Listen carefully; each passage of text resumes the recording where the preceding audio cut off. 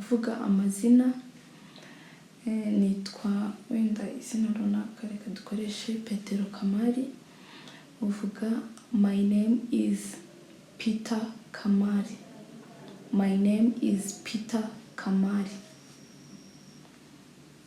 Kuvuga imyaka, wenda ufite imyaka runaka, hano twakoresheje 26. Uvuga I am 26 years old. I am 26 years old.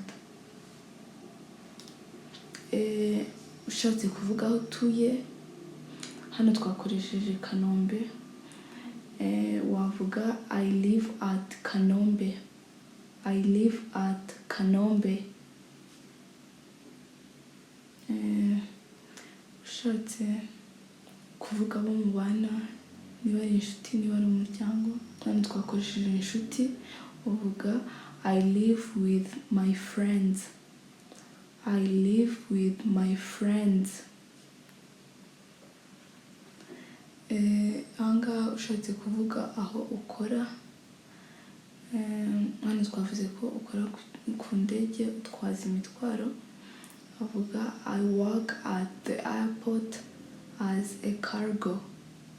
I work at the airport as a cargo. Reka mbasubiremo. Bavuga I work at the airport as a cargo. Ushatse kuvuga wenda ahandi, urundi rugero ukora mu birombe, wavuga I work in a mining company. I work in a mining company. Wenda wiga uri umunyeshuri w'ikigo runaka, hano twakoresheje University of Rwanda. Wavuga I study at University of Rwanda. Gukunda gukora ibintu runaka mu Cyongereza ni hobby. Hobby. Dore ingero zikurikira wenda wavuga mu byo ukunda. Koga ni swimming. Koga wenda mu kiyaga cya muri piscine ni swimming. Swimming. Gukunda gusoma ni reading. Reading. Gushushanya painting. Painting. Guteka ni cooking.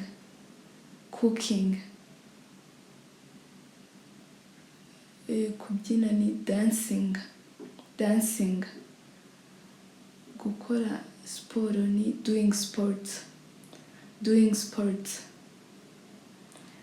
Kumva indirimbo ni listening to music. Listening to music. Mu nteruro ushobora kuvuga I like swimming. I like swimming.